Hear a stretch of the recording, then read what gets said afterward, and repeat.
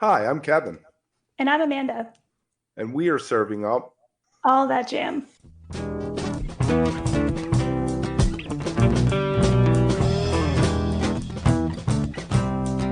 All That Jam, Quick Hit.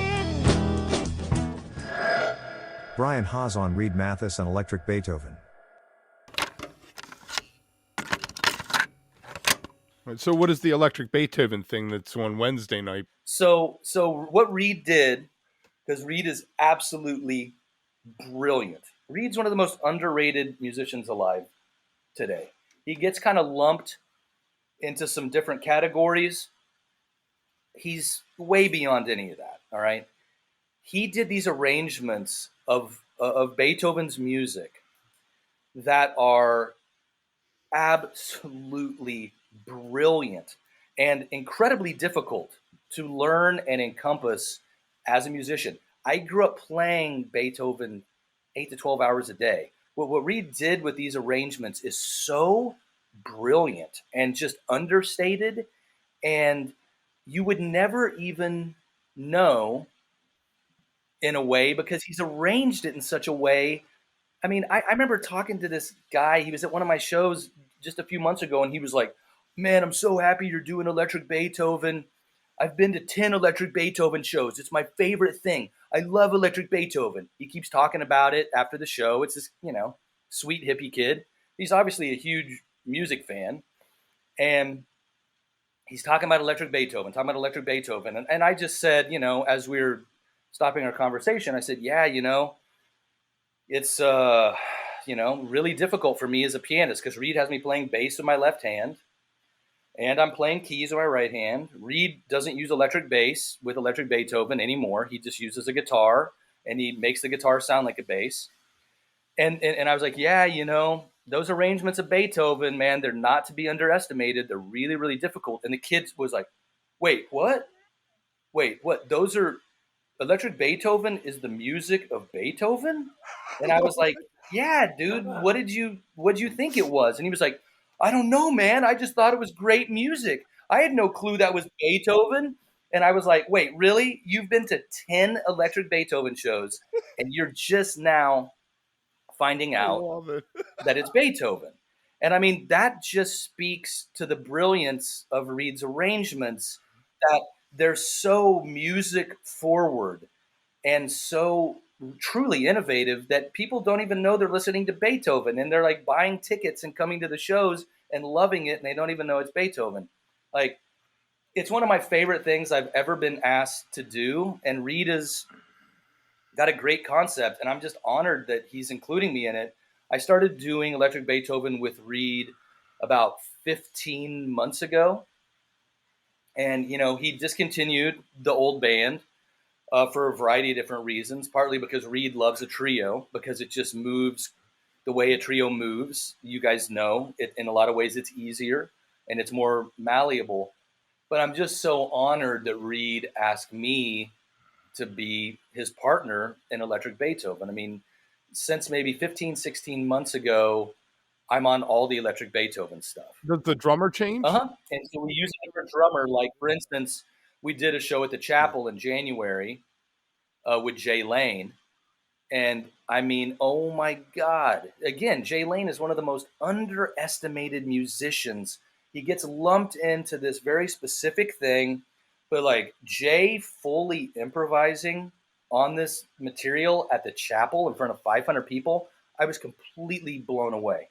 Like, He's got himself a huge gig this summer yeah, now. totally, totally. I mean, that's what I mean when I say he gets lumped in with some specific stuff. But at his core, Jay is just a brilliant musician. But I just couldn't believe, because the Beethoven stuff, the arrangements are really based around Reed and I staring at each other, being super focused on each other, and then the drummer gets to just play.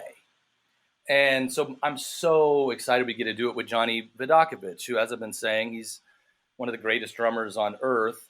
Reed and I did it last year at Jazz Fest with Johnny VIDACOVICH, and afterwards, everybody was saying, "So when did you find time to rehearse with Johnny? When did you rehearse with Johnny?" We never did one rehearsal with Johnny at all. Johnny grew up listening to classical music, and he just He doesn't need to knows rehearse. he knows what we're going to do before we do it. I call it predictive hearing. Like James Singleton and Johnny VIDACOVICH, people talk about perfect pitch. One of the reasons that I've chosen Johnny and James to be my teachers is they have predictive pitch. They're able to predict what's going to happen before you even do it.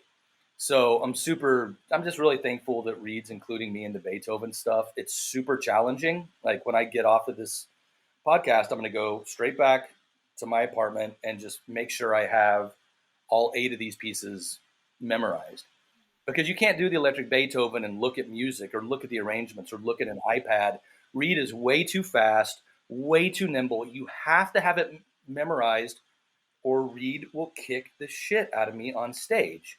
He just will. And afterwards, he's always like, oh, whatever, that was fine. And I'm like, no, man, you just destroyed me. And Reed's like, well, only you and I know. And I was like, yeah, and that's enough. Like, I cannot have you knowing that you are kicking the tar out of me on stage.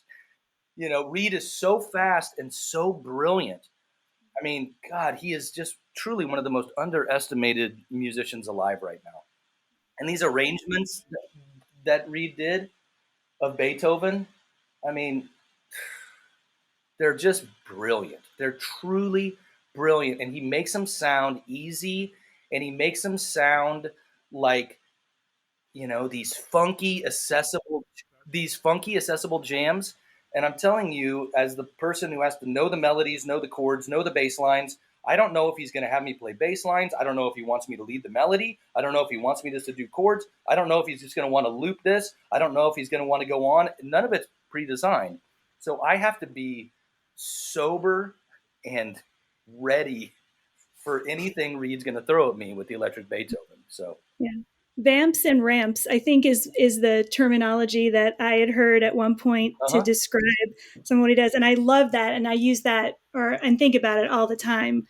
When you mentioned some of that, like the looping sections, and then, just different chord progressions to kind of move things along. And when you listen to the recordings or live, I mean, it's like, yeah, I get that, but I'm not consciously hearing it unless I'm trying to hear it, Yeah.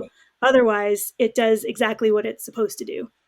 So Reed has these. So Reed's always like, Haas, relax. It's not that big a deal. It's just a game we're going to play, And he has these different rules for how the game works. And it is very simple, like at first glance. But to actually play the game with Reed Mathis and to play the game with the person who knows the arrangement so perfectly, I mean, to me, it's very difficult. It's very fun. It's incredibly rewarding, but it's not easy.